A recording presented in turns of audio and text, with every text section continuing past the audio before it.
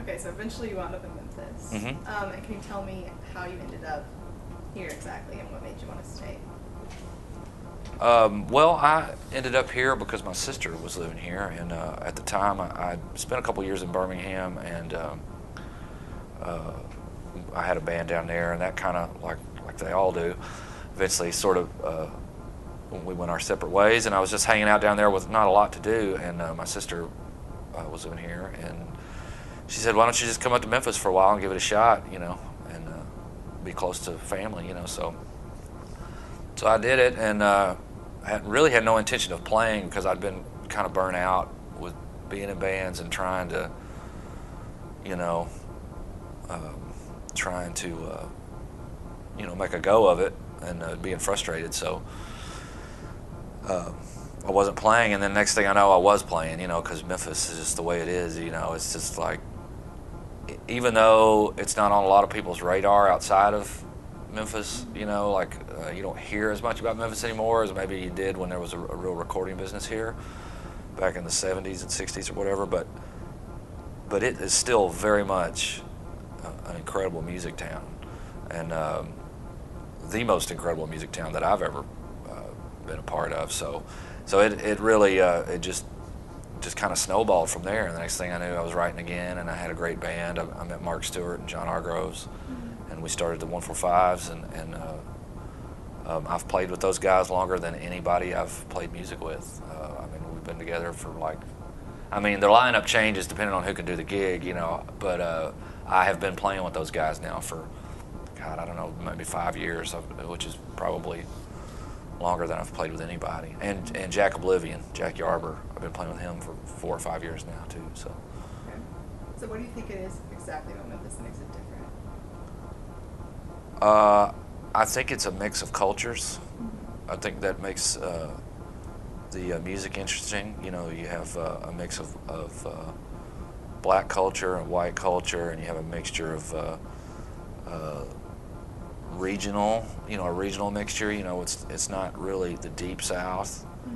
In a way, Memphis is kind of in the middle of the country. That's obviously why there's some, FedEx is here.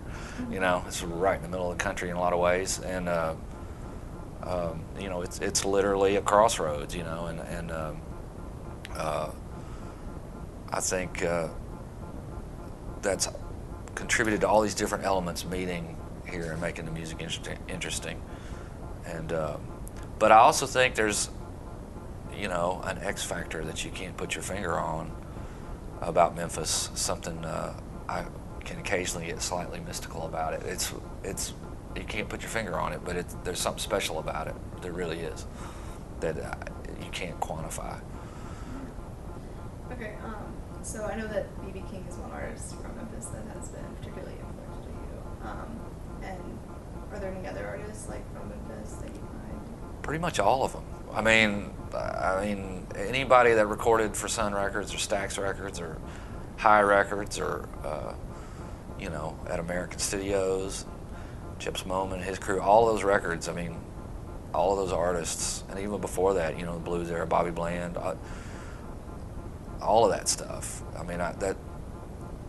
I would say if you went through my iPod, it's like it's ridiculous how much Memphis music is on there, and it's been that way for me always. I've always been into Memphis music long before I ever came here, But and the stuff, Memphis stuff, that's happened in recent years, I mentioned Jack Oblivion, all of his bands, Oblivions, Compulsive Gamblers, Harlan T. Bobo, just a ton of great Memphis music. Jim Dickinson and all the different things he's worked on over the years, it's incredible the amount of really amazing music that's come out of this town.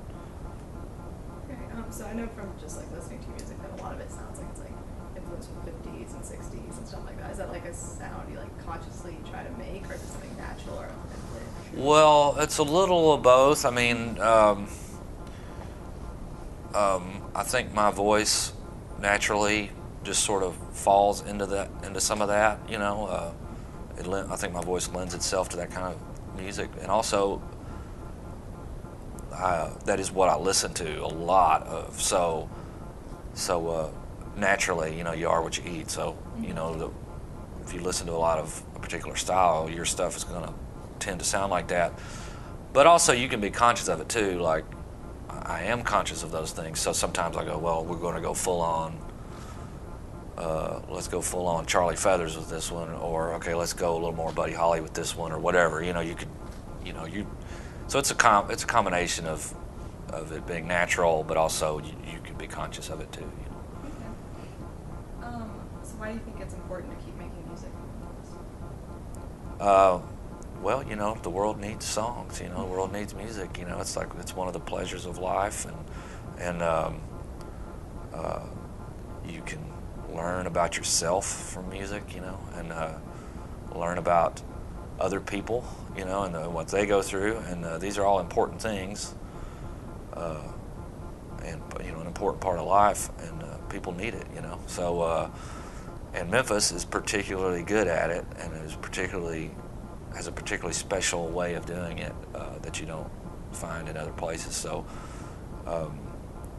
I'm, not being a Memphis native, I always consider it an honor to be thought of as a Memphis musician, and I take it very seriously. Like I